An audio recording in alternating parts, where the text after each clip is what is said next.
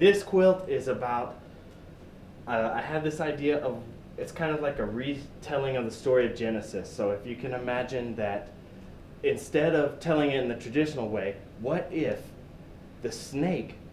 is capitalism and the apple is technology and the God figure is intelligence itself? And we are fast approaching an evolutionary threshold where when we take a bite from the tree of knowledge or technology and allow it, the technosphere, to invade the biosphere and possibly dissolve it, then are we going to be cast out of the garden, which is humanity as a biological cultural institution as we understand it? It's kind of in pieces, but what it has is different symbols on the edge of coherence. So what I'm doing is there's an idea that I bring all these associations to visual symbols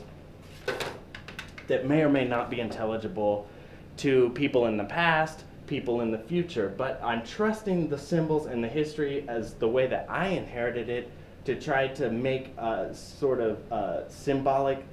non-linguistic connections between elemental symbols. So the flame, to me, with my knowledge of history, is like Prometheus brought the flame from the gods down to man. And what the flame represents here is the idea of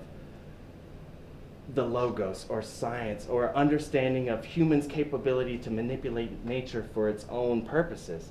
Okay, so once we human beings kind of made the evolutionary shift, this is all theoretical. And